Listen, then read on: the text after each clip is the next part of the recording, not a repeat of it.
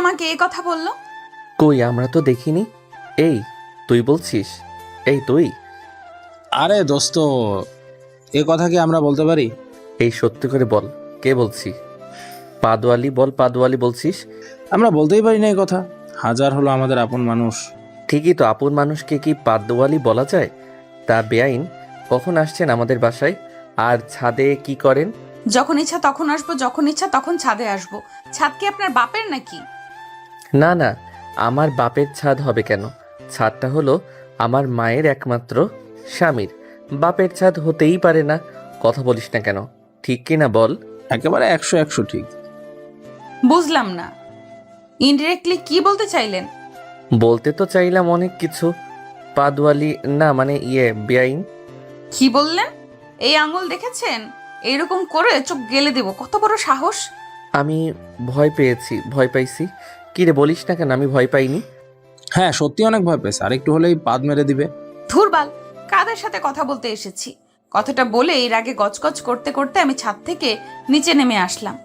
আচ্ছা বাচ্চা, বল তো, কি? ফর্সা মানুষ এত পাদ দেয় কেন? মাইয়া গো মাইয়া, পাদের জন্য ফর্সা মেয়ে মানুষ ছাড়া রে। ফাইজারে দেখলে কি তোর ভিতরে কুরকুর করে ওঠে? নাকি 302টা কিমরিতে কামড় মারে? ওরে দেখলেই আমার ভেতরের গোড়া কৃমি লাফালাফি করে। আমি কি করতাম? মেয়েটা একদিন ভুলে সবার সামনে পাদ মারছে, তাই তুই এইভাবে? ভাই রে ভাই। এটা তো কেবল শুরু। শুনলাম আমাদের কলেজ ইন্টার সেকেন্ড ইয়ারের টিসি নিয়ে ভর্তি হচ্ছে। আর ভর্তি হলে তো আমাদের এখানেই থাকবে। আব আয়েগা মজা পাদওয়ালি। কিন্তু হুট করে এখানে বুঝলাম না। অত বেশি বুঝে আমাদের লাভ নাই। যতটুকু বোঝা প্রয়োজন ততটুকু বুঝলেই হবে। বেশি বুঝতে গেলে সমস্যা।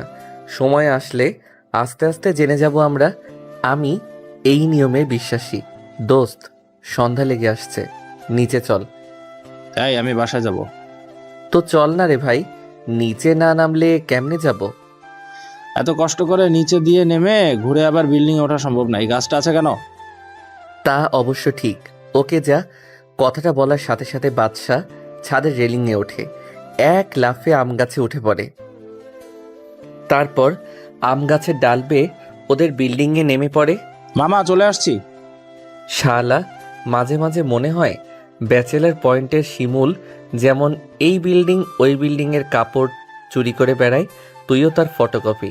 কখনো এই বিল্ডিং ওই বিল্ডিংয়ে এসব কাহিনী করিস না। তাহলে ধর জুনিয়র সাকিবের মতো আমার আন্ডাকোষ উধাও। দূর শালা, নিজে চিন্তা কর। কাল কলেজ কখন যাবি? ধুর, কলেজের বাল যাইতে ইচ্ছা করে না। প্র্যাকটিক্যাল এইটা ওইটা বালসাল ধরাই দিয়ে রাখে। দেখি আজকে যদি প্র্যাকটিক্যাল করতে পারি তাহলে যাব, না হলে না। তোর আবার প্র্যাকটিক্যাল লাগে? কেন, ম্যাম কি আমার বাপ হয় নাকি? মেয়ে মানুষ কি কখনো বাপ হয়? ছাদ থেকে চিল্লাচিল্লি না করে নিচে যা। আমিও গেলাম, দেখি পাদওয়ালি কি করে। যা। তারপর আমি ছাদ থেকে নিচে নেমে আসলাম। চলেন, নিচে নামতে নামতে আমার পরিচয় দিয়ে নেই। আমি লিখন শাহ। বাবা মা ভাই ভাবি আর আমি, এটাই আমার পরিবার। বাবার একটা ছোট কোম্পানি আছে ঢাকা শহরে, যা ফ্রেশ ইন্ডাস্ট্রিয়াল টিস্যু পেপার নামে পরিচিত।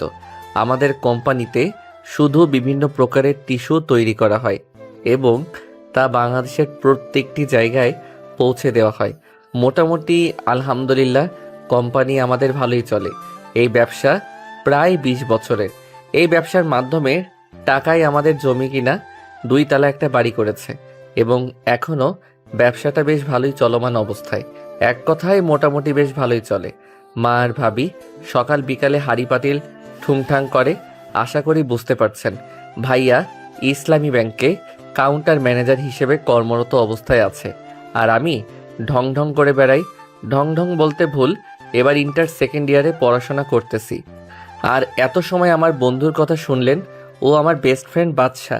আমাদের বাসার পাশের বিল্ডিংয়ে থাকে। 2 বিল্ডিংয়ের মাঝে একটা আম গাছ আছে, ওইটা দিয়েই আমাদের এই বিল্ডিং ওই বিল্ডিংয়ে লাফালাফি হয়। আশা করি বুঝতে পারছেন, আমার সাথে পড়ালেখা করে একই ক্লাসে।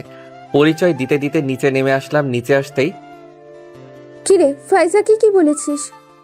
কি বলো মা? কে ফাইজা? কে ফাইজাকে কে কি বলেছে? একবার আমার সামনে নিয়ে এসো, দেখো আমি কি করি তাকে। এত বড় সাহস! এই বাদুর ছেলে সাধু সাধু হচ্ছে। ভাবি তুমি না আমার ইমোশন, তাহলে আমার ইমোশনটা তুমি বুঝতে পারছো না। আমি কি বলবো বলো? যেখানে যাই সেখানেই শুধু সবাই কষ্ট দেয়। না না, এ হতে পারে না। আমার রাজ্যে শুধু কষ্ট। ওজি সাহেব, আপনি কি শুনতে পান না আপনার রাজাকে কি পরিমাণ কষ্ট দেওয়া হচ্ছে? সেনাপতি, এখন তলোয়ারটা নিয়ে এসো। যে আমার বেআইনকে এমনভাবে কষ্ট দিয়ে কথা বলছে তাকে আঘাতের মাধ্যমে চিরতরে তাকে শিরচ্ছেদ করে দাও। নাও মা, দেখো আবার শুরু হয়ে গেছে। না না ভাই, আমার রাজ্যে অন্যায়, এই আমি মেনে নিব না। মাইয়া মাইয়া গো, এত পোলা না, আস্ত জন্ডিস। না না না, এ হতে পারে না। আমি আস্ত জন্ডিস, এ রাজ্যের রাজমাতা। তুমি কি শুনতে পাও? তোমার রাজ্যের রাজকুমারকে এক পাদওয়ালি জন্ডিস বলে। দেখছেন মাইয়ু, খালি এই কথা বলে। এই বেদপোলা, এইসব কি কথাবার্তা? এইসব কেউ বলে? আম্মু, কান ছাড়ো, ব্যথা লাগছে অনেক। মা ছেড়ে দেন, ছোট মানুষ, বড় হলে ঠিক হয়ে যাবে। বৌমা, তোমার লাইফেই ছেলেটারই অবস্থা। কথা শেষ হতে না হতেই লিখন ভাবির পিছনে গিয়ে পানে। দেখছো ভাবি, তোমার বোনের জন্য আম্মু আমার উপরে কত অত্যাচার করে। এই দুঃখ আমি কই রাখবো? জঙ্গলে গিয়ে রাখেন। তা না হয় বুঝলাম, কিন্তু আমার সাদা মনে গভীর একটা প্রশ্ন। আচ্ছা ভাবি, ফর্সা মানুষ এত পাদে কেন? আর এত গন্ধ কেন? কেমন বমি আছে, ও এক থু। হারামি, এইভাবে কথা বলতে লজ্জা করে না? দাঁড়া, তোর হচ্ছে। কথাটা বলতে লিখন ভোদর। মাঝে মাঝে মনে হয় তুমি আমার বোন নাকি ওর বোন। এর থেকে মাওই ভালো। আমি আবার কি বললাম পাগল? মা, তুমি কিছু মনে করো না। ছেলেটা বয়সে বড় হলেও এখনো বাচ্চা। কিছু বাচ্চাদের মতো পাগলামি করে, তবে মনের দিক থেকে অনেক ভালো। এরপরে তারা সবাই যে যার রুমে চলে গেল। এভাবে দেখতে দেখতে প্রায় রাত 8টা। কি ব্যাপার, এত রাতে কোথায় যাচ্ছ? তেমন কিছু না, বাইরে একটু বাবা। এই তো প্রায় 8টা। কি কাজ? তেমন কিছু না, ওই খাতা আর কিছু দরকারি জিনিসপত্র কিনতে হবে। এইগুলো কিনতে রাতে কেন যেতে হবে? দিনের বেলা কি করো? না মানে, বাবা, উপরে মা আপনাকে ডাকছে। আচ্ছা তুমি যাও, আমি আসতেছি। মনে হয় একটু দরকারি, তাই আপনাকে নিচে ডাকতে পাঠালো। আপনি যান, আমি এই দিকটা দেখছি। আচ্ছা ঠিক আছে, কথাটা বলে আমি উপরে চলে আসলাম। কি ব্যাপার শাইলা, কি জন্য ডাকছো? কিছু কি ইমার্জেন্সি? আমার বাতের ব্যথাটা একটু বাড়ছে। কালকে ডাক্তারের কাছে যাওয়া দরকার ছিল। বড়টার তো ব্যাংকে কাজ থাকবে, তোমাকে আমার সাথে যেতে হবে। লিখনকে নিয়ে যাও, আমার তো একটু গুরুত্বপূর্ণ মিটিং আছে অফিসে কালকে। ছোটটারে নিয়ে যেতে পারলে তো তোমাকে বলতাম না। ও শুধু বয়সেই বড় হয়েছে। ওর দেখো কোনো দিক থেকে মন বড় হয়েছে। ওকে নিয়ে গেলে আমাকে ওরই দেখে রাখতে হবে। কথাটা অবশ্য ভুল বলনি। আচ্ছা বৌমা বা ফাইজা, যে কোনো একজনকে নিয়ে যাও। আমি কালকে ট্যাক্সিতে চলে যাব, বাসায় গিয়ে গাড়ি নিয়ে যেও। কতদিন বলে একটা গাড়ি কেন? একটা গাড়িতে কি এত কিছু সম্ভব হয়? অবুঝের মতো কথা বলো না। তুমি জানো আমার খুব একটা উচ্চবিত্ত না, তারপরে আল্লাহ যেমন রাখছে ভালো আছি। একটা গাড়ি না হয় কিনলাম, কিন্তু এতে রেজিস্ট্রেশন খরচ, প্রতি বছরের ট্যাক্স, ড্রাইভার বেতন, এগুলো তো মাসে 50,000 টাকা প্রায়। গাড়ি চাইলে তো কিনে যায়, কিন্তু গাড়ির তেল খরচ সহ প্রতি মাসে যতগুলো খরচ, এমনিতে আমার পক্ষে এক্সট্রা একটা গাড়ি কন্ট্রোল করা ঢাকার মধ্যে সম্ভব না। তা অবশ্য ঠিক বলেছো। অন্যদিকে ভাবি তুমি এত ভালো কেন? গুলুগুলু ভাবি। থাক, হইছে, তাড়াতাড়ি চলে এসো, না হয় বাবার হাতে বকা খেতে হবে, বুঝতে পারছো? ওকে আমি চেষ্টা করব, তুমি এদিকটা আটকে রেখো। আমি তোমার জন্য স্পেশাল ঘুষ দিব। আসছে 20 টাকার চকলেট দিয়ে আমাকে কিনতে। 20 টাকার চকলেট কিনতে পারবে না। কে বলছেন 20 টাকার চকলেট দেব? 1000 টাকা না 5000 টাকা না গুনে গুনে 40 টাকার চকলেট দেব। যাক, তোমারই তো হলো। তুমি জিতলে, থাকো আমি গেলাম বলে এক দৌড়ে সবাই চলে আসলাম। সাবধানে যেও ভাই। কিরে আম বাবা, বাসা থেকে বের হ। শালা, তুই আমার নাম পড়ায় দিলি, কল রাখ, আসতেছি। দেখ, প্রায় 5টা মিনিট অপেক্ষা করালি। আরে বাল, নেমে আসবো তো, বল কই যাবি আজকে? চল আজকে শাহবাগে যাওয়া যাক। না, আজকে ওইদিকে যাব না, আসতে অনেক রাত হয়ে যাবে, অলরেডি 8টা বাজে। তাহলে কই যাব? স্টেডিয়ামের সামনে ঝালমুড়ি খেয়ে আসি, চল। হ্যাঁ চলো। তার আগে সজি মামার থেকে হরলিক্স পাউডার নিয়ে আসি। শালা তুই পাক্কা যাওরা। না মানে ওই আর কি। যা, আমি এখানে অপেক্ষা করছি, তাড়াতাড়ি আয়। তারপরে আমি সজিম মামার দোকানে চলে যাই, 20 টাকা দিয়ে 2টা সিগারেট নিয়ে লিখনের কাছে চলে আসি। চল এবার। ধরায়নি, দাঁড়া, এনে তোকে একটা ধরায় দেই। মজা করিস? এমন জোরে লাথি মারবো আফ্রিকার সোমালিয়া গিয়ে পড়বি। ভালোই জানিস এসব আমি খাই না। আরে মজা করছিলাম। তারপরে আমরা দুজন গল্প করতে করতে হাঁটা ধরলাম। 10 মিনিট গল্প করতে করতে হাঁটতে হাঁটতে পৌঁছে গেলাম স্টেডিয়ামে। কি গিয়ে দেখি আজকে বাংলাদেশ ভার্সেস ইন্ডিয়া খেলা হচ্ছে। কিরে মামা, খেলার আগে বলবি না? দেখবি? পুরো ম্যাচ তো দেখা সম্ভব না, অনেক রাত হবে। আরে 10টা 11টা পর্যন্ত দেখব। চল আগে ঝালমুড়ি কিনে নেই, তারপর আমি আরও ঝালমুড়ি খেয়ে খেলা দেখতে যাওয়ার জন্য প্রস্তুতি নিচ্ছিলাম। আরে বেটা, টিকিট কাটার জন্য এক্সট্রা টিকিট নিয়ে আসা নি তো? তাই তো আমিও ভুলে গেছিলাম, দাঁড়া ব্যবস্থা করতেছি। কি করবি বল? আমাদের যদি খেলা দেখতে টাকা লাগে তাহলে কাদের লাগবে না বলে? হিটলারিদের সেরাকে? আমার বন্ধু লিখন শাহ। এরপরে লিখন আর বাদশাহ 3 নাম্বার গেটের পেছনে চলে যায়। গিয়ে সিকিউরিটি গার্ডের চোখে পরিষ্কার পরিচ্ছন্নকারীদের পোশাক পরে নেয় 2টা। এরপরে তারা 2জন 2 নাম্বার গেটের পেছন দিয়ে ঢুকে পড়ে। অতিরিক্ত ভিড়ের জন্য সিকিউরিটি গার্ড তাদের পোশাকের আইডি কার্ড চেক করে নাই। আর এমন চেক করে না জেনেই তারা এমন করে আগেও অনেকবার খেলা দেখেছে। তারপরে তারা অনেকটা সামনের দিকে চলে আসে। সুন্দর করে ড্রেস 2টা খুলে সাধারণ পোশাকে সিঁড়ি দিয়ে নেমেই সামনের দিকে এসে খেলা দেখতে থাকে। খেলা দেখতে দেখতে তাদের সময়ের কথা যেন ভুলেই যায়। দোস্ত, এই নাজমুল হাসান শান্ত এই বালের খেলা দেখলে রাগ হয়ে যায়। দেখছিস 8 বলে 4 রান করে আউট। এটারে একাদশে সুযোগ দেয় কে? আরে বাল সিন্ডিকেট, এই জন্যই তো বাংলাদেশ টিমটা ধ্বংস হয়ে যাচ্ছে। এভাবে খেলা দেখতে দেখতে আমাদের সময়ের কথা যেন মনে ছিল না। খেলা শেষ হওয়ার 2 ওভার 4 বল আগেই হুট করে আমি ঘড়ির দিকে তাকাই। আমার চোখ যেন আকাশে এই ঘটনা দেখে 12টা 46-এ গেছে। তাড়াহুড়ো করে আমি বাবার বাচ্চা কত বাজে দেখো। ভাই রে ভাই, আজ বাসায় গেলে কেলানি খাবো আমি। তুই না বলছিলি যে 10টা, এই 16 বলে কখন 88 করতে পারবে না বাংলাদেশ? শিওর হেরে যাবে, বাসায় চল। হ্যাঁ, আমিও তো তাই বলছিলাম। এরপরে আমি আর ও তাড়াহুড়ো করে স্টেডিয়াম থেকে বের হয়ে একটা রিক্সা নিয়ে বাসায় চলে আসে। ভিড়ের জন্য আস্তে আস্তে 1:26 বেজে গেছে। আমি তাড়াতাড়ি করে প্রথম গেটটা দারোয়ান মামাকে ডেকে ঢুকলাম। দ্বিতীয় প্রবেশ গেট খোলার জন্য ভাবিকে কল দিলাম। আর বাদশা ওইদিকে ওর মতো নিজের বাসায় চলে গেছে। কল দিয়ে 2বার রিং হতেই ভাবি ধরল না, মানে ভাবি দরজাটা, কথাটা শেষ নাই হতে দরজাটাও দিক থেকে খুলে গেল। চোখের সামনের দৃশ্যটা যেন অবিশ্বাসের মতো, কারণ আমার চোখের সামনে পরিবারের সবাই দাঁড়িয়ে আছে। এত রাতে তো এখানে সবাই থাকার কথা না। তার মানে বড় একটা গন্ডগোল হয়েছে। কিছু বুঝতে না পেরে চুপচাপ বাসার ভিতরে প্রবেশ করলাম। এত রাত কোথায় ছিলে? চুপ করে আসো কেন? বাইরে ছিলাম। বাইরে কি করছিলে? বন্ধুরা একসাথে বসে গল্প করতেছিলাম। কি বিষয়ে গল্প করতেছিলে?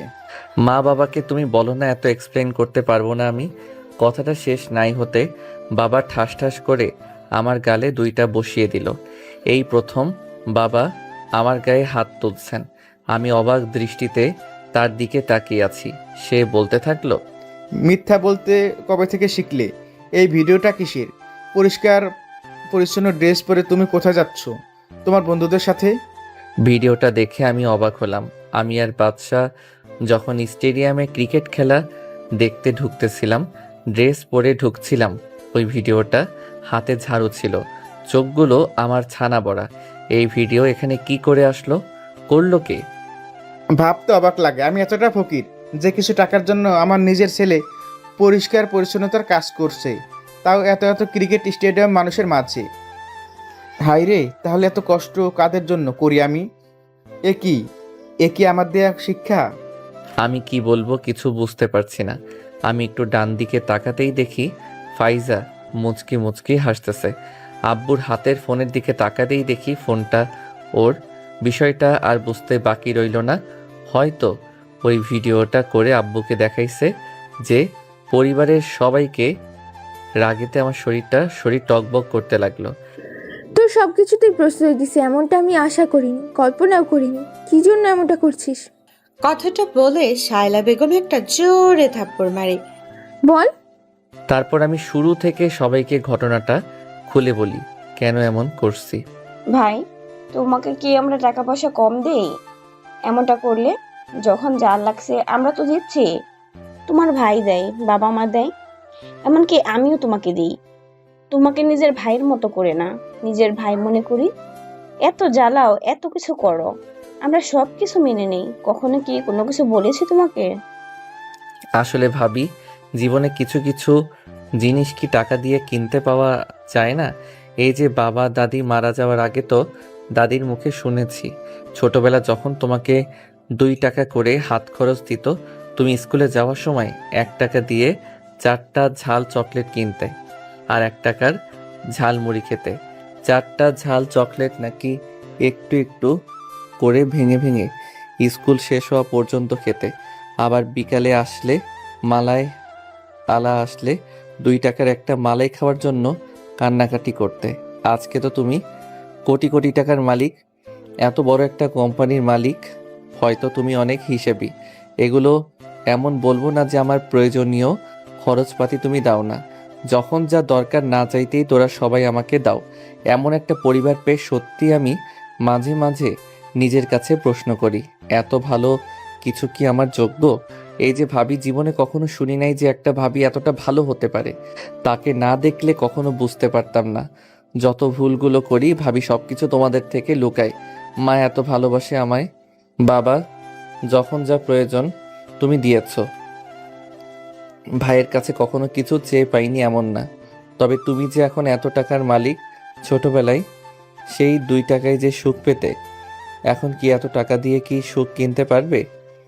তোমাদের সবারই জীবনে এমন কিছু ছোট না ছোট কিছু ঘটনা আছে যা এখন অনেক কিনার সামর্থ্য আছে, কিন্তু তোমরা তা পারবে না।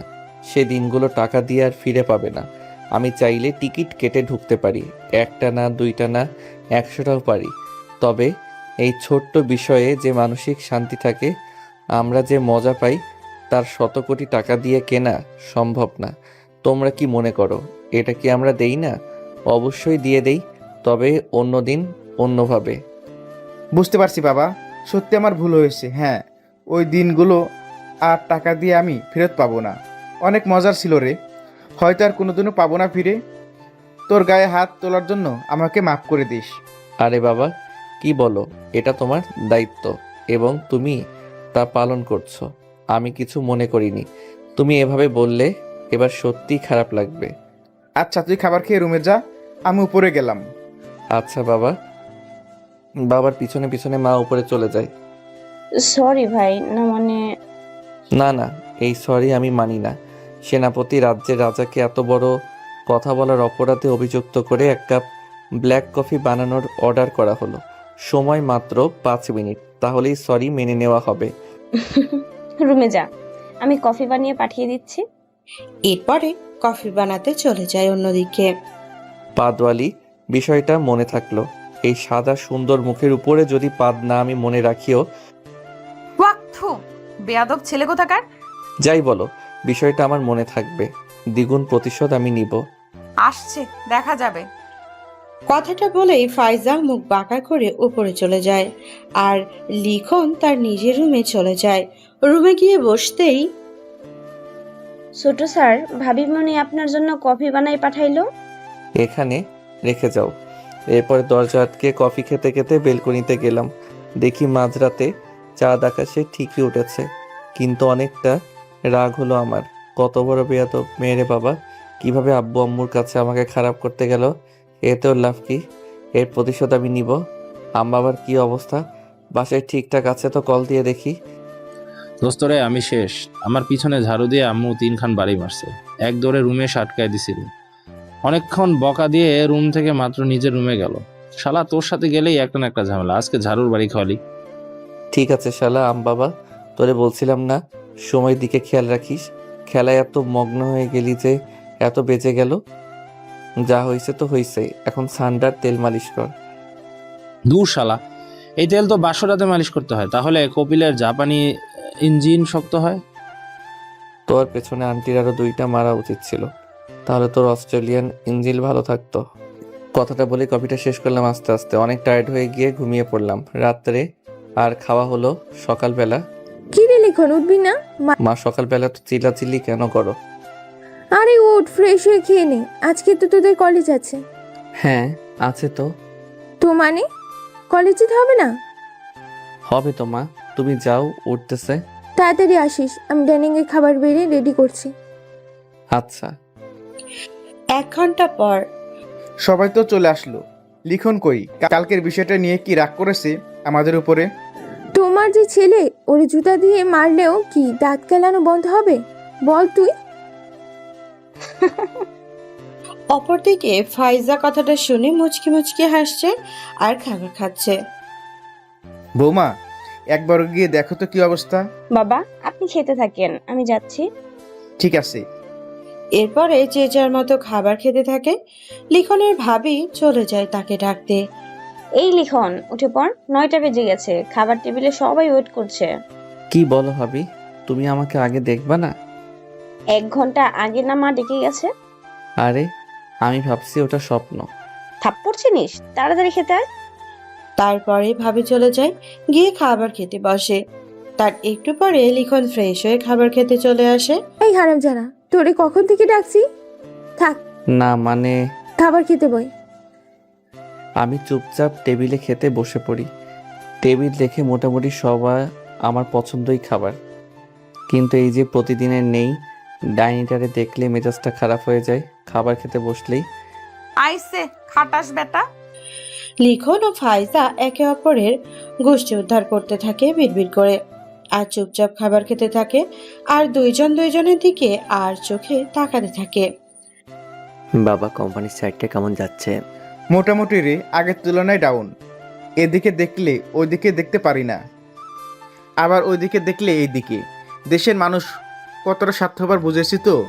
সুযোগ পাইলে নিঃশ্বাস নিতে একটু দেরি করলেও চুরি করতে 2বার ভাবে না। তা অবশ্য ঠিক।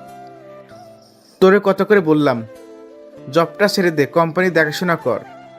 বাবা, তুমি শুরু থেকেই তো জানো আমার ব্যাংকে জব করার ইচ্ছা। তাছাড়া সরকারি ব্যাংকে এত ভালো একটা পজিশনে জব কেমনি ছাড়বো বলো?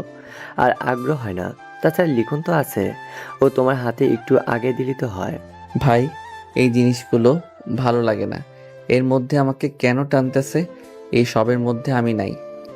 আরে ভাই, তোর তো এখন আমি কিছু করতে বলতেছি না। পড়ালেখা কর, পাশাপাশি বাবার সাথে একটু ভালোভাবে হেল্প কর। পড়ালেখা শেষ করে তারপর দেখা যাবে। মা ভাবি দেখছো, এবার কিন্তু আমি রাগ করব। আরে আমি তো ভালো কথা বললাম। থামো তো তুমি, ও ছোট মানুষ, এখন এসবের জন্য বড় হয় নাই। আচ্ছা আপু কতটা ছোট, এখনো কি ফিডারে দুধ খায়, কিং কোম্পানির দুধ খায়? আমাকে বলো, আমি একটু খেয়ে ছোট হতে চাই। কথাটা শুনে সবাই হা হা করে হাসতে থাকে, এমনকি লিখনের বাবাও মিটিমিটি করে হাসতে থাকে। একদম না, কেউ হাসবে না। আমি কি হাসতে পারি? আমার ছোট্ট ফিটার খাওয়া ছেলে।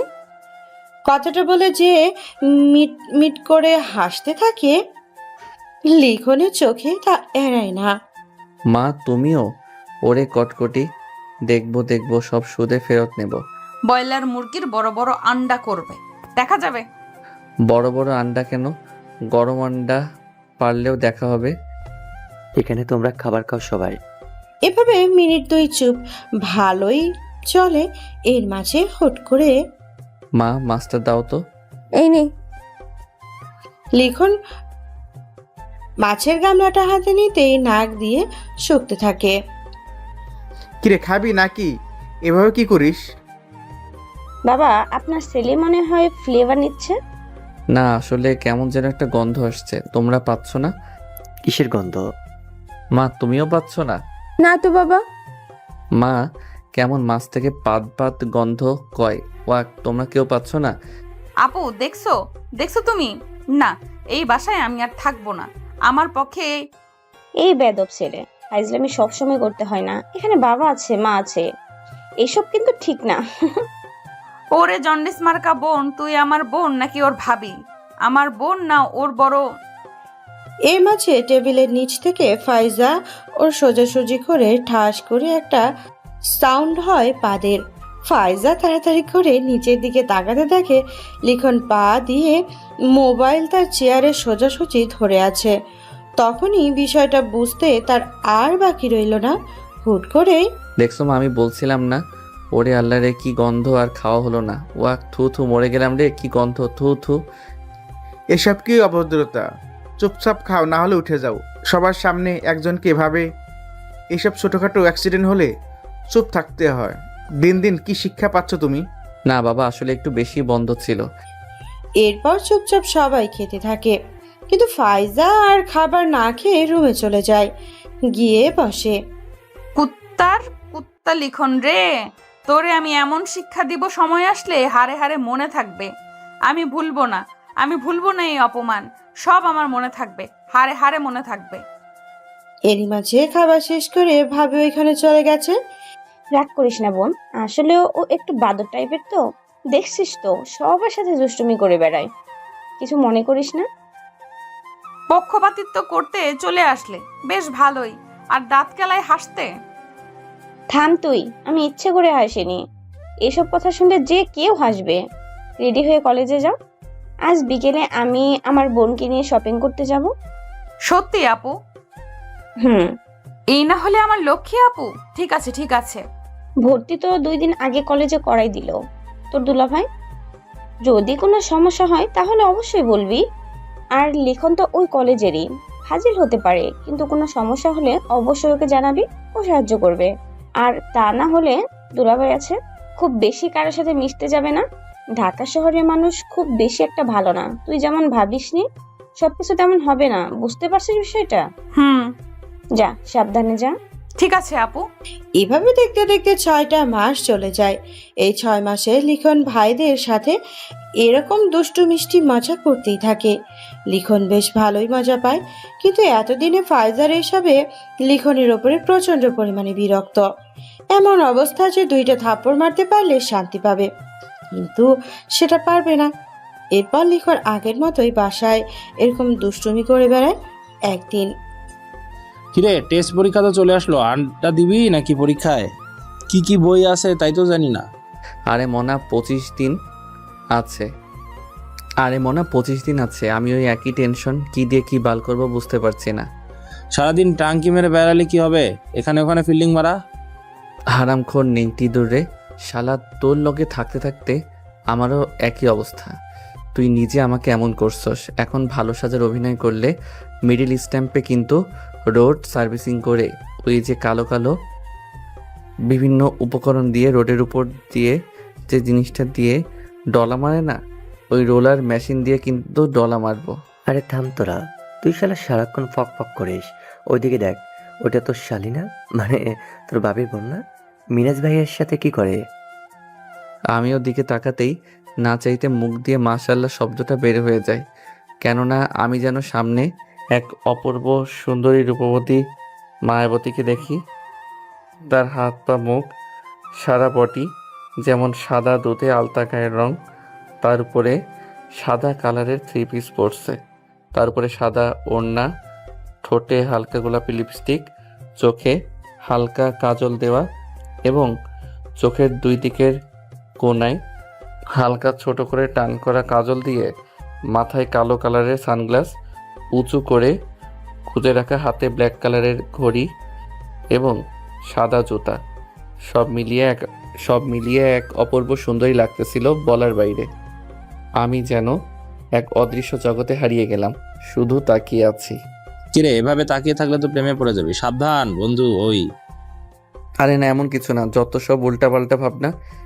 আরে বাল, এসব চিন্তা ভাবনা বাদ দে। কিন্তু ওই মেয়ে ওই ছেলের সাথে কি করে?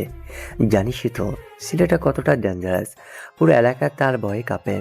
ছাত্রলীগের টর্চার রাজনীতির সাথে জড়িত, মানুষকে কিভাবে অত্যাচার করে জানিস না? আর ওরা মেয়েকে তো টিস্যু পেপারের মতো ব্যবহার করে।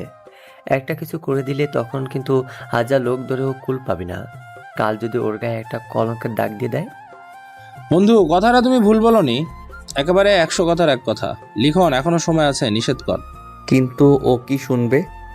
যখন একটা কিছু হয়ে যাবে তোর ভাই ভাবি বাবা মা তো তোরাই ধরবে, বলবে তুই থাকতে কলেজে কিভাবে কি হলো, তারা কিছু জানলো না। এটা কলঙ্কের দাগ পড়লে তো তোর বাবা মা ভাইয়ের উপরে পড়বে, বলবে এর আত্মীয় অমুক, প্র্যাকটিক্যালি তোর বাবার নামটা উচ্চারণ হবে। দেখ এখন যা ভালো মনে করিস। দাঁড়া, বিষয়টা দেখতেছি। কথা অবশ্য ভুল বলিসনি। এরপরে লিখন আর ওর বন্ধুরা মিলে ওদের সামনে যায়। কি ব্যাপার, তুমি এখানে কি করো? ফাইজা, এই ছেলে কে? আরে তোমাকে না বলছি 24 ঘন্টা আমাকে ডিস্টার্ব করে। এইটা ওই ছেলে, দেখো আবার এই কথা বাসায় গিয়ে লাগাই দিবে। এই নাম কি তোর? ভাই আমার নাম লিখন। শুধু লিখন, আগে পড়ে কিছু নাই। বড় ভাইদের সাথে কিভাবে কথা বলতে হয় জানিস না? গলায় পাড়া মেরে রক্ত বের করে ফেলবো, বেয়াদবের বাচ্চা। জি ভাই আছে, লিখন শাহ। ও, তুই সেই ফ্রেশ কোম্পানির বাথরুম টিস্যু বাবার ছেলে? তোর বাবাকে একটা কথা বলিস, বাথরুম ফিরে টিস্যু ওই জায়গায় ব্যবহার করতে গেলে কেমন যেন বেঁধে যায়। মানে তোর বাবাকে ওখানে লাগাচ্ছি। কুত্তার বাচ্চা, তোর এখানে মেরে ফেলবো। যা বলার আমাকে বলবি, চুপচাপ আমি তা মেনে নেব। একটা কথা যদি আমার বাবার নামে বলছিস, তুই কি করিস না করিস, কোন রাজনীতি করিস বা কার সাথে উঠা বসা করিস, ওই বালসাল দেখার আমার বিষয় না। এই ভুল প্রথমবার মাফ করে দিলাম। দ্বিতীয়বার হলে তোর সামনে আমাকে দেখবি, পিছনেও আমাকে দেখবি, মিগার চোখ সরাতে পারবি না। মজা লাগলো, দারুণ মজা। তোর মতো একটা ছোট্ট বাচ্চা আমার গলা হাত ধরেছে, আমার সাথে এক হাত দিয়ে কলা আট। আবার মজার বিষয়, আশেপাশের মানুষ সবাই দেখতে হাঁ করে। মজা লাগলো, দারুণ মজা। ভাগ্যের ভালো রে, ভাগ্য ভালো রে, আমার সাথে কেউ নেই, নাহলে তোর বডি এখন 4 টুকরো হয়ে যেত। যাক, অনেকদিন পরে কেউ সাহস দেখালো। বেবি তুমি রাগ করো না, এইসব ছোট লোকের বাচ্চারা এমনই হয়। ফাইজা, অবাক হচ্ছ সোনা? আরো হবা, ধৈর্য ধরো, আবার পড়ে যেও না। এটা হলো আমার 10টা না 5টা না একটা মাত্র জামাই, আমার ডার্লিং। কথাটা বলে ফাইজা একটা ফ্লাইং কিস দিয়ে ফেলে। হাই মেরে দিয়ে দুবা, তোমার কিসে তো আমার বুক মাথা এমনকি 2 পায়ের মাঝেও শক্ত হয়ে যাচ্ছে। এত পাওয়ার! 2 পায়ের মাঝে কতটা শক্ত হয় সোনা? অনেক তো। তাহলে চলো না রুমে 1 রাউন্ড হয়ে যাক, তবে এবার ব্যথা দিও না। ফাইজা, কথাটা বলে ঠাস করে 2টা থাপ্পড় মেরে দিলাম। তুই যে এতটা নিকৃষ্ট মেয়ে আমি এতদিন জানতাম না। হায় রে, এতদিন যদি জানতাম তাহলে তোকে ঘৃণা করতাম, শুধু ঘৃণা। ওয়া থু। ব্যথা লাগে। কথাটা বলেই রিক লিখনের কপালে একটা ঘুষি মেরে দেয়। লিখনের এক লাফ দিয়ে উঠে তার গলা চেপে ধরে। লিখনের 2টা ফ্রেন্ড তাড়াহুড়ো করে সবাইকে ছাড়িয়ে দেয় এবং লিখনকে নিয়ে দূরে গাছের নিচে চলে আসে। আস্তে আস্তে দেখে নিব রে টিস্যুর ছেলে। আরে যা যা দেখবো কার বাল ফেরাতে পারিস। আর কথা না, চুপ। এখানে এসে চুপচাপ বস, কলেজে মারামারি করলে টিসি দিয়ে বের করে দিবে। কথাটা শুনেই লিখন বাদশাকে একটা থাপ্পড় মেরে দেয়। হাতে চুড়ি পরে বসে থাকবো বল? কিনে দে 1 জোড়া চুড়ি, বসে পড়ে বসে থাকি। নিজের বাবাকে নিয়ে এত খারাপ কথা বলতেছে, কি করতাম আমি? আমার জায়গায় তোরা থাকলে কি করতি? তোরা তো আমাকে সাহায্য করার কথা ছিল। লিখন, সব জায়গায় মাথা গরম করতে হয় না। তুই জানিস আমাদের কলেজে মারামারি সম্পূর্ণ নিষিদ্ধ। মারামারি করলে কলেজ থেকে বের করে দেয়। ওর বাপ চক্রে যতটুকু আমরা বুঝলাম, প্রথমে একটা গন্ডগোল করে তোকে রাগায় দিতে চাচ্ছিল, যাতে তুই ওর গায়ে হাত তুলিস। আর কলেজে সেটা সিসিটিভিতে ধরা পড়ে। এমনকি অধ্যক্ষ স্যার এমন চিৎকার চেঁচামেচিতে জানালা দিয়ে তাকিয়ে দেখতেছিল। এই জন্য যখন ওকে ধরেছিলি তুই, ও তোকে একটা কথা বলে নেয়। যেই স্যার জানালা থেকে চলে গেল, তোকে ঘুষি মারল। এই বিষয়টা বুঝতে পেরে আমরা শুধু ঝামেলা মেটানোর চেষ্টা করছি, যাতে বড় কিছু না ঘটে। তারপরও দোস্ত, আমার তোর আগে গা জ্বলতেছে। কত বড় সাহস! রাজনীতি করে বলে যা ইচ্ছা তাই করবে নাকি? দেশ কি ওর বাপের? দেশটা তার বাপের। যে দেশের আইন শৃঙ্খলা বাহিনী সব কিছু ওর হাতে, যা ইচ্ছা তাই করতে পারবে, তাহলে তো বাপেরই। কম করে হলেও 50টা উপরে মেয়ে দর্শন করেছে। এত প্রতিষ্ঠানে জোর করে চাঁদা তোলে ওর কিশোর গ্যাংয়ের জন্য। মানুষদের নিশ্চিন্তায় বেরোতে পারে না, তো ওর বাপের না হলে এত কিছু করতে পারতো? কি বালের দেশে থাকে কি পারিস? আর আমরা হলাম বাল। নির্বাচন হলে আব্বা আব্বা বলতে বলতে 500-1000 টাকা দিয়ে ভোট কিনবে, আর আমাদের মতো উজবুক বাঙালি ভোট দিবে। আবার 5 বছর এভাবে জ্বলে পুড়ে মরবে। কিভাবে পারলো বল ওকে? এত করে আমি এত মাসে কত বোঝানোর চেষ্টা করলাম, ওকে ঠিক কতটা ভালোবাসি, কেন ওর সাথে এত দুষ্টুমি করি, কেন ওর পাশে কাউকে আসতে দেই না। এত দেখে শুনে রাখি? আমাদের সাথে এমনই হয় ভাই, সারা জীবন মৌমাছির মতো মধু পাহারা দিয়ে রাখবো, সময় আসলে একজন কেটে নিয়ে চলে যাবে, আর কেটে নিয়ে গেলে মৌমাছির মতো এই গাছ ওই গাছ উড়ে বেড়াবো। আমার মনে হয় কি দোস্ত, তোর ফ্যামিলিকে এই বিষয়ে জানানো দরকার। এমনিতে ওর সাথে যা হয়েছে, বাইরে গেলে ওর কিশোর গ্যাংয়ের ছেলেফেলেদের দিয়ে ক্ষতি করবে। কোনোভাবে আমরা ট্যাগেল দিল। সব থেকে বড় ভাই কোনটা জানিস? বেআইন ওর হতে ওকে একটা কলঙ্কের দাগ দিয়ে দেবে। কথাবার্তা শুনে বুঝলি না কত নেগেটিভে চলে গেছে। যা হয়েছে তো হয়েছে, ঘটনা বেশি গভীরে যাওয়ার আগে থামানো উচিত। বেআইন তো জানে না যে ছেলেটা কেমন, কতদিন হলো সেখানে আসছে বল। হতে তো পারে ভালো ব্যবহার কথাবার্তা দিয়ে ফাঁস হয়েছে। আমারও তাই মনে হয় রে। আমি তো ওকে দেখতেছি অনেক দিন ধরে। মেয়েটা অনেক সহজ সরল, কিন্তু ওর সামনে বাবাকে এত খারাপ কথা বলল। যার বাসায় থাকতেছে, যার বাসায় ওর বোন থাকে। কেমনে পড়লো ভাই? আজকে ক্লাস করব না, বাসায় চল। তোরা সবাই চল আমার বাসায়। তারা সবাই একসাথে বাসার দিকে রওনা দিল। হ্যাঁ বল লিখন। খুব দ্রুত বাসায় চলে আসো, বড় সমস্যা হয়ে গেছে। কি হয়েছে? হ্যালো হ্যালো, কল কেটে দিল। ও তো এত গভীর গলা কখনো কথা বলে না। কি হলো রানী সাহেব? আমি বাসায় যাচ্ছি, ইমার্জেন্সি। আমার বাসায় সম্ভবত কিছু হয়েছে। ব্যাংক ম্যানেজারকে বলার সময় আমার হচ্ছে না। আপনি একটু এদিকটা দেখেন। রাফও বাসার উদ্দেশ্যে রওনা দিল। ব্যাংকটা বাসা থেকে কাছাকাছি হওয়াতে লিখনের আগে রাফ বাসায় পৌঁছে গেল। সে বাসায় এসে কলিং বেল দিল। লিখন, কই লিখন? এত চিল্লাচিল্লি কেন? কি হয়েছে? লিখন আমাকে কল দিয়ে এমনভাবে বলল যে বাসায় বড় কিছু হয়েছে। আমি তাড়াতাড়ি ব্যাংকের কাজ ফেলে ছুটে বাসায় চলে আসলাম। না তো, তেমন কিছু হয়নি। এবার একটু বেশি বেশি হয়ে যাচ্ছে। ছেলেটা মজা করতে করতে মাথায় উঠে যাচ্ছে। এইসব বিষয় নিয়ে কি কেউ কি মজা করে? আসুক এবার ওর একদিন, কি আমার যে কয়দিন লাগে। মেজাজটা তো আবার সত্যি খারাপ হয়ে যাচ্ছে। লাই দিতে দিতে মাথায় তুলে ফেলেছ। কিছু বলি না বলে সব কিছু মজা না। আমিও বসলাম। আজকে ওর একদিন, আমার একদিন। এইভাবে দেখতে দেখতে আরো 20টা মিনিট চলে যায়। 20 মিনিট পরে কলিং বেল বাজে। কলিং বেল বাজতে গিয়ে দরজা খুলে তাই লিখনের ভাবি, আর চুপচাপ গিয়ে লিখন বাম হাতে কলেজের ব্যাগটা ধরে রুমের মধ্যে প্রবেশ করে। তার মুখে একটা কথাও নেই। তার পেছনে পেছনে লিখনের 2 বন্ধুও প্রবেশ করে। অনেক সাহস হয়েছে তাই না? সবকিছু নিয়ে মজা।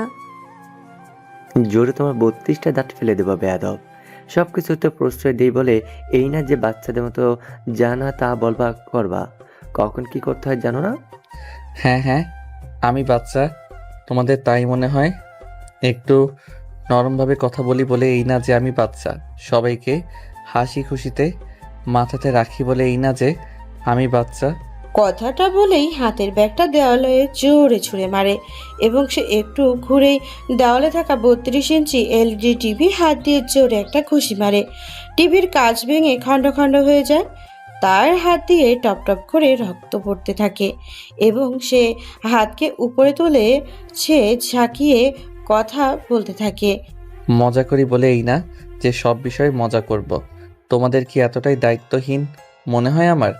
চোখের সামনে তাদের সাদা সিধে সব সময় সবাইকে হাসি খুশি করা দুষ্টুমি ছেলেটার এই রূপ দেখে সবাই যেন আটকে ওঠে। কিছুতেই বিষয়টা বুঝতে পারে না। সবকিছু তাদের কাছে যেন কল্পনার মতো লাগতে থাকে। এরই মাঝে সাহেলা বেগম এগিয়ে গিয়ে তার নিজের কাপড় দিয়ে লিখনের হাত পেঁচায় ধরে। একটু শান্ত হও বাবা, কি হয়েছে খুলে বল। এরপরে লিখন একটু সময় চুপ থেকে সমস্ত ঘটনা খুলে বলে। ঘটনাটা শুনে তাদের চোখ যেন ছানা পড়া, তারা যেন আকাশ থেকে পড়ে। তাই তোমাকে সবকিছুতে প্রশ্রয় দেই বলে এমন না তোমার এইসব কথা মেনে নেব। আমার বোনের নামে এইসব কথা বলার আগে তোমার ভেবে বলা উচিত ছিল। আমার বোনকে আমি চিনি, সে কখনো এমন কিছু করতে পারে না। আমি ছোট থেকে নিজ হাতে বড় করেছি, তার সাথে থাকি। ভাবে কিছু মনে করবেন না, আমি জানতাম এসব হবে। আপনারা বিশ্বাস করবেন না, এই সমস্ত ঘটনা আমি পিছন থেকে চুপচাপ ক্যামেরা দিয়ে নিচ থেকে রেকর্ড করেছি। এই ভিডিওটা আপনারা দেখেন, বুঝতে পারবেন। এরপর আমি সমস্ত ভিডিওটা সবাইকে দেখাই। বৌমা, তোমার বোনের মুখের কি ভাষা! এই শিক্ষা তোমার মা দিছে? আর এমন মেয়েকে আমরা আদর যত্ন করে বড় করছি, ফ্রি ফ্রি বসায় বাড়িতে রাখছি। তোমার বোনের সামনে আমার বাবাকে এতগুলো কথা বললো, তোমার বোন সেই ছেলের সঙ্গ দিল। সিসি নীলা, আমি ভাবতেই পারছি না আমি কোন করে বিয়ে করছে। তোমরা ভাবিকে কেন এসব কথা বলছো? এখানে ভাবির কি দোষ? সে তো আর এই বিষয়ে জানে না। আর একজনের দোষ কেন একজন নেবে? একটা কথা বলবা না ভাবিকে? এসব কথার মাঝে আমার ফোনের কলিং বেল বেজে উঠল। আমি বাঁ হাত দিয়ে ফোনটা হাতে নিতেই একটা আননোন নাম্বার থেকে কল। ফোনটা রিসিভ করতেই অপর পাশ থেকে আসসালামু আলাইকুম। ওয়ালাইকুম আসসালাম। কে বলছেন? কোথা থেকে? ভাইয়া, এখন এত কিছু বলার সময় নেই। আমি ফাইজার ফ্রেন্ড সিনফা বলছি। ভাইয়া, আমি আর ফাইজা রাস্তা দিয়ে বাসার দিকে যাচ্ছিলাম। হঠাৎ করে একটা গাড়িতে এসে ওই যে রাজনীতি করে রিক আছে না, জোর করে ফাইজাকে তুলে নিয়ে গেল। আমি অনেক আটকানোর চেষ্টা করলাম, কিন্তু আমাকে ধাক্কা দিয়ে জোর করে। এক মিনিট। ওই ছেলে জোর করে কেন তুলবে? ওই ছেলের সাথে তোর রিলেশন ছিল, তাহলে জোর করে তোলার তো কোনো প্রশ্নই আসে না। বিষয়টা বুঝতে পারলাম না। আপনাকে যে বিষয়টা বোঝানো হয়েছে সম্পূর্ণ ভুল এবং উল্টো। আসলে ভাইয়া, ওই দিন আপনার ওই যে দুটো ফ্রেন্ড আছে না, বাচ্চা আর একটা কি যেন নাম, ওই কদম ফুল গাছের নিচে আপনার ব্যাপারে কথা বলছিল, যে আপনি ফাইজাকে এত লাভ করেন, এত কেয়ার করেন, দেখে শুনে রাখেন। আপনার পেছনে এত মেয়ে ঘুরে, তাও পাত্তা না দিয়ে ওই মেয়ের পেছনে পড়ে আছেন। এই ব্যাপারটা আমি শুনে ফেলি। পরে ফাইজাকে গিয়ে বলি। ফাইজা এ কথা শুনে অনেক হাসতে থাকে আর বলতে থাকে। ফ্ল্যাশব্যাক। শোনাচ্ছেন পিতলা ঘুঘু, তাই তো বলি এত জ্বালাও কেন আমাকে? শালা, তোর জন্য শান্তি মতো খাবারও খাইতে পারি না। আমি সব প্রতিশোধ নেব, এমন ভাবে প্রতিশোধ নেব হারে হারে বুঝবে। মাসের পর মাস তোকে যন্ত্রণা দিব, দেখতে থাক। দোষ, খবরদার উল্টাপাল্টা কিছু করিস না, পরে কিন্তু অনেক পস্তাবি। সেটা পরে দেখা যাবে, বুদ্ধি তো চরম একটা আছে। তা কি বুদ্ধি বল? রিক আসে না, অনেক দিন ধরে আমার পেছনে পড়ে আছে। আমি যতটুকু জানি ওই ছেলের অনেক পাওয়ার। ওই ছেলের সাথে ভালোবাসার অভিনয় করে এমন টাইট দিব ওরে, সারা জীবন মনে থাকবে। খবরদার এ ভুল করিস না, ছেলে কিন্তু অনেক খারাপ, ব্যাকগ্রাউন্ড অনেক খারাপ, মেয়েদের টিস্যুর মতো ব্যবহার করে, রাজনৈতিক পাওয়ার অপব্যবহার করে, মানুষকে খুব অত্যাচার করে, মানুষকে মানুষ মনে করে না। প্রথম 2 লাইন ভুলে যায়, আমিও কম না। প্রথমে ওইসব হতে দিব না, শেষের লাইনগুলো ঠিকই ব্যবহার করব। দোষ, প্লিজ না, একটা কথা বলবি না। এমন করিস না, পস্তাবি। ফ্ল্যাশব্যাক শেষ। তুমি তো আগে লুকিয়ে কথা বলতে পারতে। আমি বলতে চাইছি ভাই, অনেক নিষেধ করেছে ও, তাই আমি বলতে পারিনি। ভাই, ওরে খুব খারাপভাবে তুলে নিয়ে গেছে, প্লিজ ওরে বাঁচান। আমি জানতাম এমন কিছু হবে, কিন্তু কিছুতেই ওরে বোঝাতে পারিনি। চিন্তা করো না। তুমি কই যেন গেছে ওরা? তা তো জানি না, তবে গাড়িটা পুরাতন খোলা মাঠের গোডাউনের দিকে গেছে। চিন্তা করো না, আমি দেখতেছি। ফোনটা এত সময় লাউডে ছিল, আননোন নাম্বার, তাও এই সময়, তাই লাউডে দিছিলাম। তুই একা যাস না, খবরদার। ওরা লোক কিন্তু ভালো না। সেটা পরের কথা। আজকে হয় ও বাঁচবে, না হয় আমি।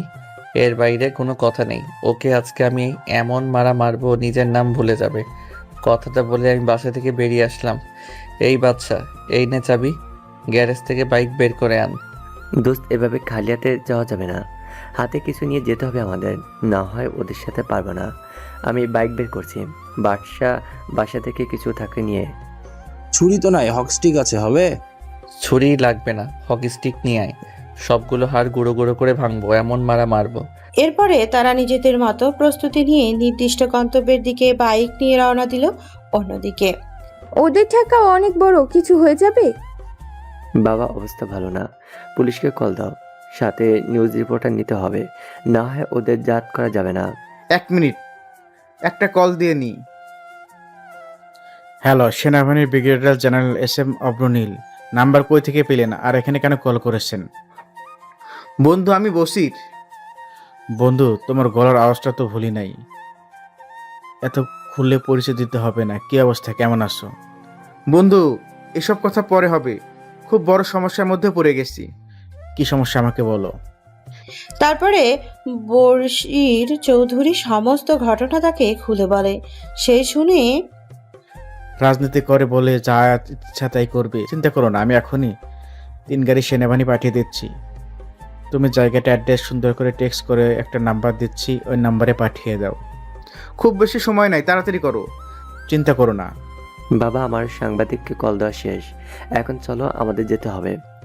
তা তো যেতে হবে, ড্রাইভারকে গাড়ি বের করতে বলো। ওগো, আমিও যাব তোমার সাথে। মেয়ে মানুষ ওখানে কি করবে? মেয়ে মানুষের কোনো কাজ নেই ওখানে। তাড়াতাড়ি যাও, আমার ছেলেটার ক্ষতি করে ফেলবে। তারপরে যে যার মতো নির্দিষ্ট লোকেশনের উদ্দেশ্যে রওনা দেয়। অন্যদিকে কি ব্যাপার, এমন লাফালাফি করলে হবে সোনা? আমরা তো খেলবো, অনেক মজা সোনা। তুই কাজটা ভালো করিস নাই, এর পরিণাম কিন্তু অনেক খারাপ হবে। আমি কিন্তু বাইরে বের হয়ে ধর্ষণ মামলা করব তোর বিরুদ্ধে। তাই নাকি? তোমাকে ঠিক তত সময় কোপাবো যত সময় না তুমি মাঝখান দিয়ে ব্লাড ভাঙতে ভাঙতে মারা যাও, আর শেষে না হয় মেরে পায়ে বালির বস্তা দিয়ে বুড়িগঙ্গায় ফেলে দিলাম। তুমি 51 নাম্বার, এর আগেও 50টার উধাও করে দিয়েছি, কেউ কোনো বালু ছিঁড়তে পারলো না। আমাকে ছেড়ে দে বলছি। এই কোথায় আনছিস? এই পুরাতন গোডাউনে কেন আনছিস? কেন বোঝো না? দুধু খাও। তখন না বললা শক্ত কেন? ব্যথা দিব কি না, কি মনে করেছিস ছেড়ে দেব? কুত্তার মতো ছেড়ে ছিঁড়ে খাবো। শুধু আমি না, এখানে যে 10 থেকে 15 জন দেখছি সবাই খাবে, শুধু পার্থক্য আমি আগে, তারপরে এই বক্সে জোরে গান বাজা, সাথে সাউন্ড বাইরে না যায়, এমন মাইর দিব রে। তোর বিচার খুব খারাপভাবে হবে, অনেক খারাপভাবে তুই মরবি, মনে রাখিস। আমি নেতা, আমি রাজনীতি করি, এই বাংলাদেশে এমন কারো জন্ম হয় নাই আমার কিছু করবে, কেউ না। তখনই লিখন গিয়ে রিক যে হাত দিয়ে ফাইজাকে টানাটানি করছিল, লিখন হক স্টিক দিয়ে সেই হাতের উপরে এত জোরে মারে, ব্যথাতে ও মাগো বলছে ছুটে পড়ে যায়। ডান হাত তো ভেঙে গেছে, বাম হাত দিয়ে ডান হাত ধরে চিৎকার করে। তখনই চিৎকার শুনে সামনে থেকে ওরা গান বাজনা বন্ধ করে, পেছনের দিকে দেখায়, তাকিয়ে ছুটে আসে। লিখন ও তার 2 বন্ধু ছুটে গিয়ে তাদের সাথে হক স্টিক দিয়ে মারামারি শুরু করে। কিন্তু সময় লিখন ও তার বন্ধুরা তাদের ভালোভাবে মারলেও পরে প্রতিহত করতে পারে না। তারা সবাই মিলে তাদের 3 জনকে ধরে ফেলে, কিন্তু লিখনের মধ্যে যেন আজকে অন্য রূপ ধারণ করেছে। তারা 4 জন মিলেও লিখনকে আটকাতে পারে না। তখনই এই মাদারের ছেলে দাঁড়া। কথাটা বলেই বাঁ হাত দিয়ে বন্দুক বের করে, ঠাস ঠাস করে লিখনের দিকে 2টা গুলি মেরে দেয়। রুমের মধ্যে গুলির শব্দ শুনে সবাই আতকে ওঠে, কিন্তু লিখন গুলি লাগার শেষ মুহূর্তেও সরে যায়। 2টা গুলি গিয়ে রিকের সহকর্মী 2 জনের গায়ে লাগে। তারা ওই জায়গায়ই মারা যায়, কেননা একজনের বুকে আর একজনের মাথায় লাগে। ও মা গো! কুত্তার বাচ্চা, তোর জন্য এত কিছু হলো, আমার 2 জন লোক মরে গেল, তোকে বাঁচতে দিব না। কথাটা বলে ফাইজার দিকে রিক একটা গুলি করে। ফাইজা, চিৎকার করে ফাইজাকে লিখন একটা ধাক্কা মারে। ফাইজা দূরে ছুটে পড়ল। লিখনের হাতে ডান সাইডে গুলি লাগে। ও মা গো, আহ! লিখন তখনই রিক পিস্তল আবার লোড করে। তারপর আবার যে গুলি করতে যাবে, ফাইজা দৌড়ে গিয়ে রিকের পিস্তলে একটা ধাক্কা দিয়ে ফেলে দেয়। রিক ফাইজার পেটে একটা লাথি মারে, আর পিস্তল তুলে যেই গুলি করতে যাবে তখনই সেনাবাহিনী চলে আসে। সেনাবাহিনী এসে রিক এবং তার সহকর্মী সবাইকে অ্যারেস্ট করে নেয় এবং তাড়াতাড়ি লিখনের হাতের গুলি লাগার স্থানে কাপড় দিয়ে ব্যান্ডেজ করে দেয় এবং অ্যাম্বুলেন্সকে কল দেয়। এরই মাঝে লিখনের ভাই এবং বাবা ওইখানে চলে আসে। এই অবস্থা দেখে তারা হতবাক, তারা চিৎকার চেঁচামেচি শুরু করে। এর কিছুক্ষণের মাঝে অ্যাম্বুলেন্স চলে আসে। অ্যাম্বুলেন্সে লিখন ও তার 2 বন্ধু এবং তার এইদিকে সেনাবাহিনীও সবাইকে নিয়ে ক্যান্টনমেন্টের উদ্দেশ্যে রওনা দেয়। তখনই ঠাস ঠাস করে 4টা থাপ্পড় মেরে দেয়। তোর মতো বেয়াদব মেয়ে যেন আমাকে ভাইয়া না বলে। ফ্রিতে বসে খাইতে খাইতে গলা বড় হয়ে গেছে না? যারটা কাজ তারই আবার বদনাম করিস। তোর জন্য আমার ভাইটা আজকে মরতে বসেছিল, কালকে তোর বাবা মাকে এনে তোর বোন সহ আমার বাসা থেকে চলে যাবে, এই কথা যেন নড়াচড়া না হয়। কথাটা বলে আমি ওখান থেকে চলে গেলাম, হাসপাতালের উদ্দেশ্যে। ফাইজা ঠিক আছিস তুই? ভাইয়া আমি কি সত্যি এতটাই খারাপ? তোরে আমি অনেক নিষেধ করেছিলাম, শুনছিস আমার কথা? তোর মন যা চায় তাই করলি। আর যদি লিখন ভাই না আসতো কি হতো বল? অনেক বড় ভুল করে ফেলেছি আমি। কি করে পারলাম আমি? আমার জন্য ছেলেটা আজকে মরতে বসেছে। আরে ভাই, একজন একজনের ভালোবাসতেই পারে। তুই তাকে সোজাসুজি গিয়ে নিষেধ করতি, তাহলে আর এভাবে তোকে ডিস্টার্ব করতো না। আর কতটা ভালোবাসা থাকলে এমন একটা ছেলে করতে পারে, যে ছেলে তোর জন্য তোকে সব সময় জ্বালাতো, আজকে তোর জন্য গুলির সামনে নিজের বুক পেতে দিল। কতটা ভালোবাসা থাকলে এমন করতে পারে? আর সেই তুই? হায় রে, আমরা এমন ভালোবাসা মাথা ঠুকেও পাই না। এখনকার ছেলেরা তো শুধু দেহই চায়, তাদের মনের বাসনা পূরণ হলেই হাওয়া। কিন্তু লিখন ভাই দেখ কতটা আলাদা। তার কি মেয়ের অভাব বল? তারপরও তোর পিছনে এভাবে। ফাইজা, তোর থেকে এমনটা আশা করিনি। ওর বাপের কি টাকা পয়সা কম আছে, নাকি ওর পরিবার খারাপ? যতটুকু শুনছি তোর বোন নাকি বাড়িতে অনেক ভালো আছে। তাহলে আমাকে এভাবে লজ্জা দিস না রে। আমি অনেক ভুল করেছি। ও কি আমাকে মাফ করবে বল? দেরি করিস না, হাসপাতালে। ফাইজা আর সিনফা হাসপাতালের উদ্দেশ্যে রওনা দিল। অন্যদিকে লিখনকে তারা সবাই মিলে হাসপাতালে নিয়ে যাওয়ার সাথে সাথেই ডক্টর তাকে নিয়ে অপারেশন থিয়েটারে চলে গেছে। এভাবে চলে যায় 1 ঘন্টা। কিছু সময় পর এখানে রোগীর পেশেন্ট কারা আছে? আমরা। ডক্টর, কি হয়েছে? লিখন ঠিক আছে তো? আপনি রোগীর কি হন? ভাই। আপনার বাবা মা কেউ নেই বা এখানে আসেনি? জি, আমি রোগীর বাবা। দেখেন, এরই মাঝে ফাইজা আর তার বান্ধবী হাসপাতালে পৌঁছে যায়। তখনই ঢুকে তারা শুনতে পায়, দেখেন আপনারা মনকে শক্ত করুন। প্রথমে আমরা ভেবেছিলাম গোলে হাতে লেগেছে, নর্মাল একটা অপারেশন করে হাত থেকে গুলি বের করলে ঠিক হয়ে যাবে, কিন্তু অবিশ্বাস্য ব্যাপার, যখন গুলিটা লাগে হাতটা বুকের সাইডে ছিল সম্ভবত।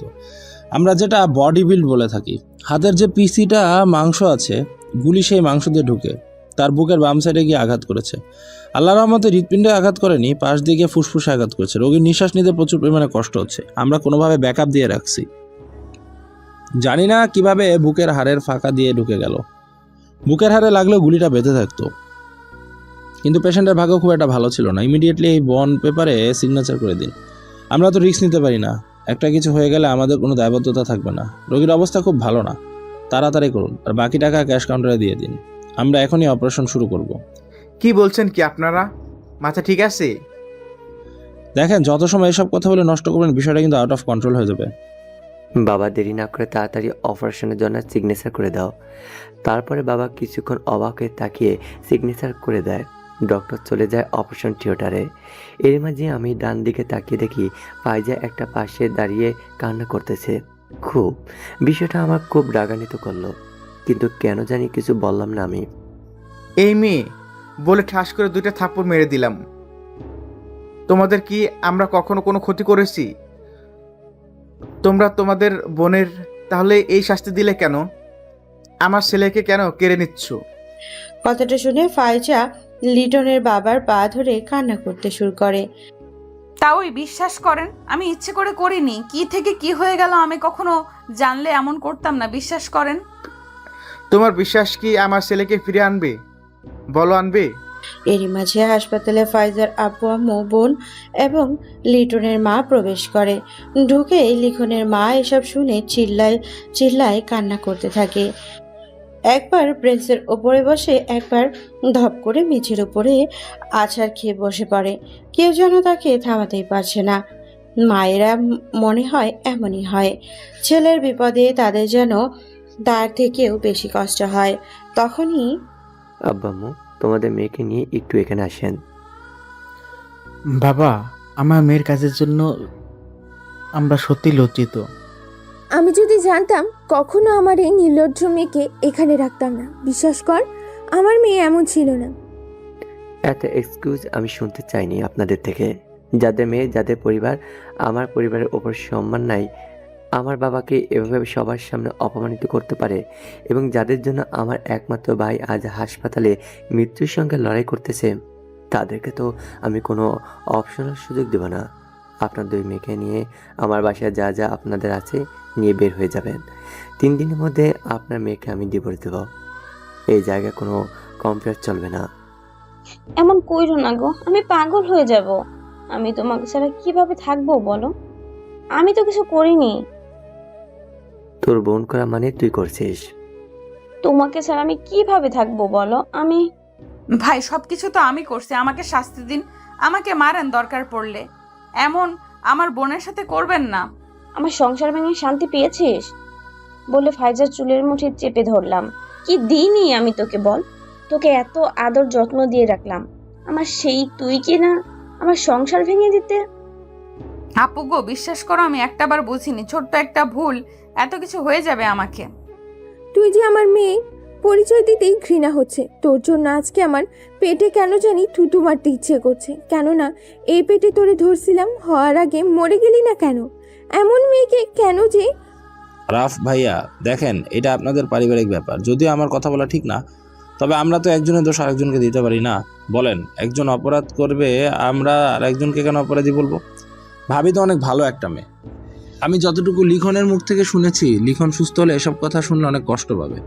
লিখন প্রায় আমাকে বলতো ওর নাকি কোনো বোন নেই, কিন্তু যেদিন থেকে ভাবি আসলো ওর নিজের বোনের অভাব ওই দিন পূরণ করেন। নিজের বোনের মতোই ভাবিকে ভালোবাসতো, ছোট ছোট জিনিস উপহার দিত। কলেজের খাতা কিন্তু ভুলে গেল, ভাবির জন্য যাওয়ার সময় চকলেট কিনতে ভুল হতো না। সঠিকভাবে কি এতটা পরিমাণ সম্মান এবং ভালোবাসে? এমন কিছু ভাবির সাথে করিয়েন না, অনেক কষ্ট পাবে ও। প্রতি উত্তরে রাফ আর কোনো কথা বলে না। তখনই ফায়জা দৌড়ে গিয়ে সিঁড়ি বেয়ে ছাদে উঠতে থাকে। ফাইজা, এই ফাইজা, কোথায় যাচ্ছিস এভাবে? চিল্লাচিল্লি শুনে সবাই দৌড়ে ফায়জার পেছনে পেছনে ছাদে উঠতে থাকে। হাসপাতালে তো ছিল 3 তলা। সে একেবারে ছাদের মাথায় চলে যায়, একেবারে ছাদের ধারে এসে দাঁড়ায় আছে এবং নিচের দিকে দেখতেছে। ফাইজা, লক্ষ্মী বান্ধবী আমার, একবার ফোন করছিস, এমন ভুল করিস না। এখান থেকে পড়ে গেলে কিন্তু আর বাঁচবি না। ফাইজা, নেমে আসো, আমাদের ভুল হয়ে গেছে। আমরা আর কিছু বলবো না তোমাকে, আমাদের মাফ করে দাও। নেমে আসো লক্ষ্মী বোন আমার। ফাইজা, নেমে আয় বলছি। না, এই জীবন আমি আর রাখবো না, অনেক বড় ভুল করছি। ভাইয়া, দয়া করে আমার ভুলের শাস্তি আমার বোনকে দিয়েন না। আমার এই জীবনের শেষ অনুরোধ, আমি বুঝিনি ছোট্ট একটা পোলা এত কিছু হয়ে যাবে। মা বাবা, আমাকে মাফ করে দিও। আর মা, তুমি তোমার পেটে থুতু দিও না। এই কথাটা শুনে আমার অনেক কষ্ট হয়েছে। মনে হচ্ছিল মাটি ফেটে নিচে ঢুকে যাচ্ছি, আমি এমনিতেই চলে যাচ্ছি। কথাটা বলে আমি নিচের দিকে তাকালাম, তারপর চোখটা বন্ধ করলাম, দিলাম এক লাফ। যা ভাবছেন তাই হয়েছে। ছাদ থেকে একটা লাফ দেয় ফাইজা, একেবারে এসে নিচে পড়ে রক্তে চারিদিকে যেন বন্যা বয়ে যাচ্ছে। ফাইজা! রাফ ভাইয়া, দৌড়ে নিচে আসেন। তারপরে বাদশা আর রাফ দৌড়ে নিচে চলে আসে, এসে ফায়জাকে তাড়াতাড়ি দৌড়ে হাসপাতালে ঢুকায়। তাকে দ্রুত ওটিতে নিয়ে যাওয়া হয়। চলে ভয়াবহ অপারেশন। বাবা, আমি গল্প লিখতে লিখতে নিজেরই বুকের মধ্যে কাঁপাকাঁপি শুরু হয়ে গেল। ফাইজা কি বাঁচবে আর লিখন, নাকি দুইজনই মারা যাবে, নাকি একজন মারা যাবে একজন বেঁচে থাকবে? আজ সারা জীবনের ব্যথাটা নিয়ে, ভালোবাসার ব্যথা নিয়ে বেঁচে থাকবে, আক্ষেপ, আকাঙ্ক্ষা, যন্ত্রণার সাথে। লিখনের বাবা মা কি তাদের ছেলেকে হারিয়ে ফেলবে, নাকি ফাইজার বাবা মা তাদের মেয়েকে হারিয়ে ফেলবে? কি হবে বলেন? দেখবেন নাকি শুনবেন? চলেন, দুইটাই করা যাক। যাই হোক, রেডি থাকেন। এভাবে দেখতে দেখতে 2টা ঘন্টা চলে যায়। এরই মাঝে লিখনের অপারেশন থিয়েটার থেকে ডাক্তার অপারেশন করে বের হয়ে আসে। ডাক্তার, আমার ছেলে কেমন আছে? বলেন বলেন। আরে বলেন না কেন, চুপ কেন? আমার ছেলে বেঁচে আছে তো? কি হলো ডাক্তার, আপনি চুপ কেন?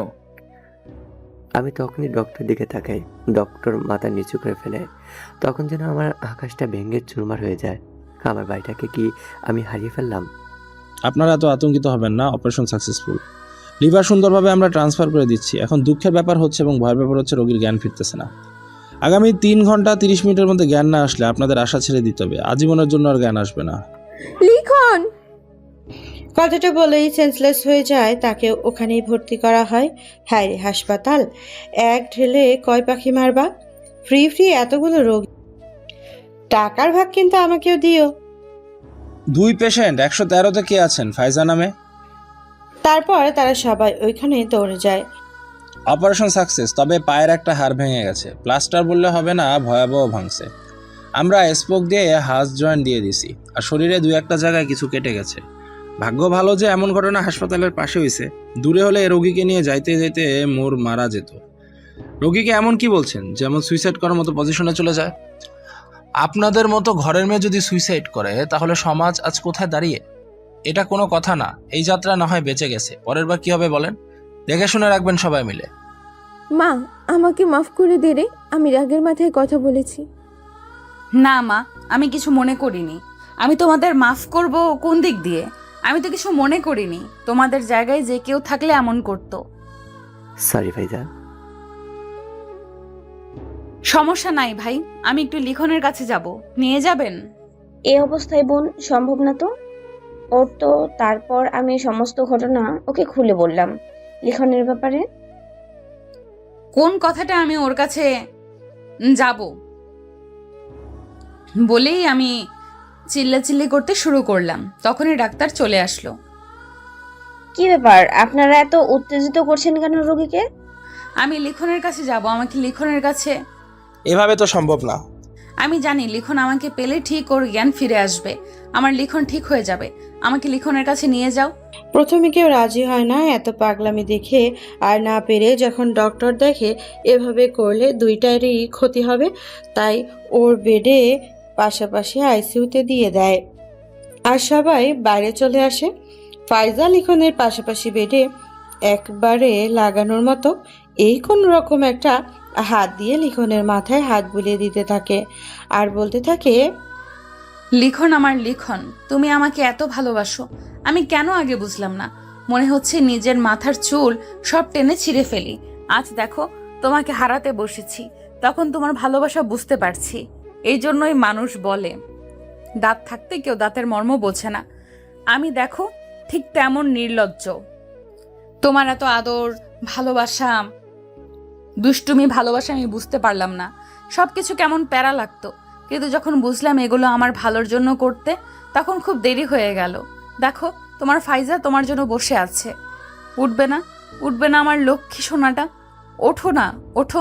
তুমি আমাকে পাদওয়ালি বললে আমি কিছু বলবো না, কিচ্ছু বলবো না, যত খুশি তত বলো। ওঠো না, উঠবা না? ফাইজা মাথায় হাত বুলিয়ে দেয় আর এইভাবে আদর করতে দেখতে থাকে। দেখতে দেখতে আরো 1 ঘন্টা চলে যায়। বাইরে সবাই টেনশনে প্রায় শেষ। এরই মাঝে লিখন, ও লিখন লক্ষ্মী, ওঠো না। দেখো তোমার ফাইজা তোমার জন্য বসে আছে। দেখো, ওঠো না লিখন। ওই স্যামরা। কথাটা বলেই ফায়াজ লিখনের বুকের উপরে মাথা দিয়ে কাঁদতে থাকে। তখনই লিখনের জ্ঞান ফিরে আসে। শালাক পোলারে আমার বুকের উপরে। লিখন বিড়বিড় করে কথাটা বলে ওঠে, হারামজাদা তোর পাদওয়ালি। আমার কথা বলার শক্তি নেই, তবে মনে মনে অনেক খুশি লাগতেছে যে নিজের মুখে আজকে স্বীকার করলো। বাট একটু আমি ঘুরে তাকাতেই দেখি ফাইজার অবস্থা। ওর এই অবস্থা আমি কল্পনাও করি নাই। শেষে যতটুকু মনে পড়ে পুলিশ আসা পর্যন্ত ফাইজা তো সুস্থ ছিল। তাহলে এমন কিভাবে হলো? আমার যেন ভিতরে অস্থির হয়ে যাচ্ছে, না চাইতে চোখ দিয়ে টপ টপ করে পানি পড়তে থাকলো। এখন আর চোখে পানি না, আমি আছি আর কখনো কাঁদতে দিব না বলেই আমি ওর চোখের পানি মুছিয়ে দিলাম। এরপর ওর কপালে একটা চুমু এঁকে দিলাম। আমাকে মাফ করে দাও গো, আমি বুঝিনি ছোট্ট একটা ভুল এত কিছু হয়ে যাবে।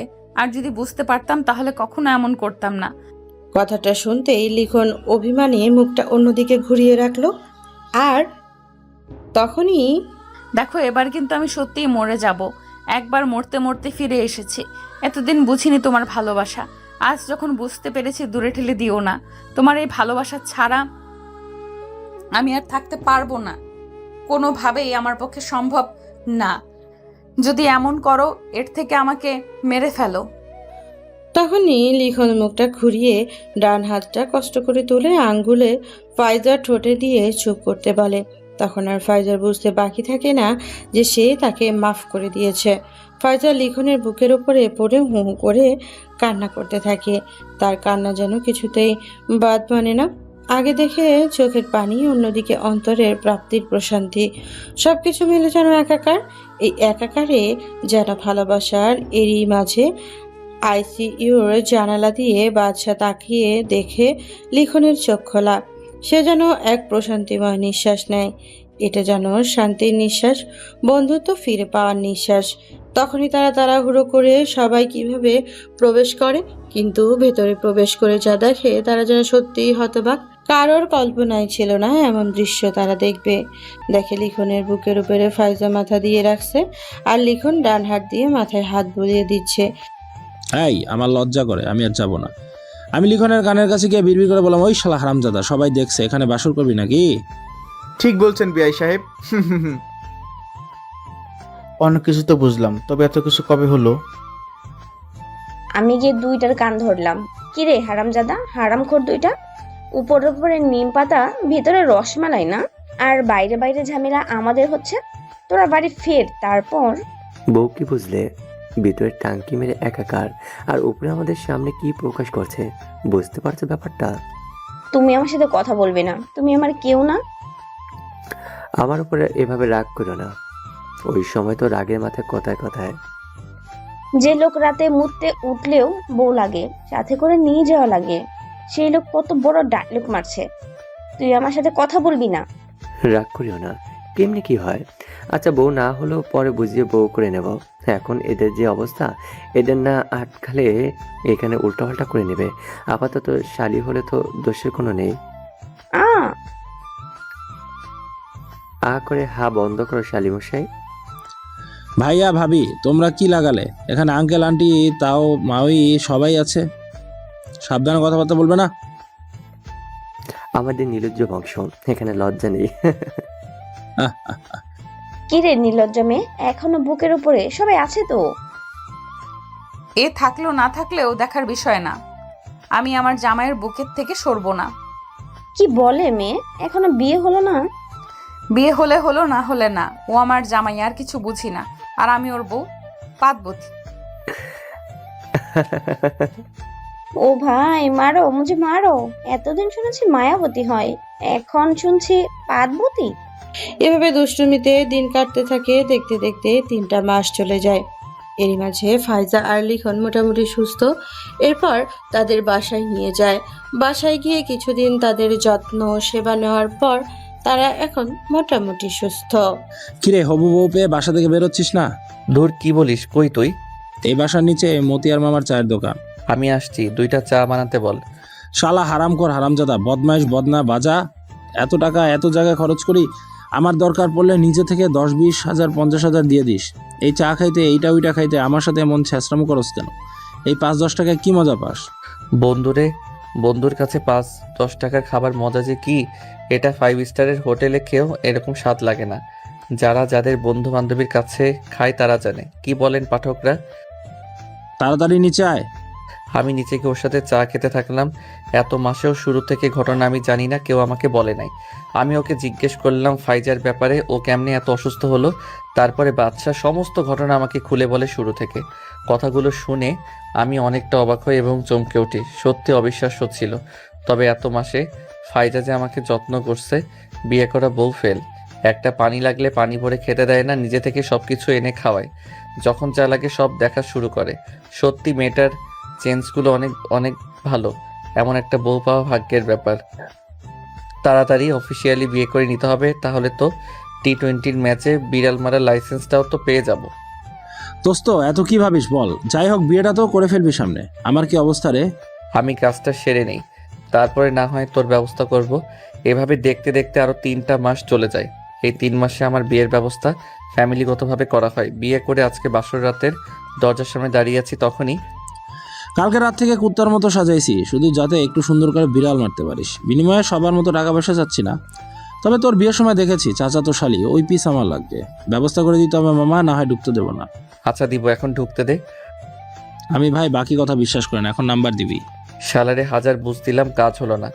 জানে যে পরে দিব না, তাই সুযোগের সদ্ব্যবহার। তখন আমি ফাইজাকে কল দিলাম। রুমে না এসে কল দিলা যে? আরে বাচ্চা, রুমে ঢুকতে দিচ্ছে না। তোমার চাচাতো বোন রিমি আছে না, ওর নাম্বারটা দাও, না হলে দিবে না ঢুকতে। হাহা, নিজের বউরে নিয়ে ঘুমাবে, তাদের কি ইচ্ছা করে না? এই নাও। আচ্ছা, এই নে নাম্বার। আমি ওরে নাম্বারটা দিলাম, তারপরও সরে গেল। যেই ঢুকতে যাব দেখি সামনে থেকে, আসসালামু আলাইকুম মিয়া ভাই, বউ বাচ্চা ভালো নেই? এই নাও ঠেলা। এই শালারা সরে জামারে ঢুকতে দে, না হয় ফাটাফাটি বেঁধে যাবে কিন্তু। মামা 50,000 তেল ছাড়া মাখন।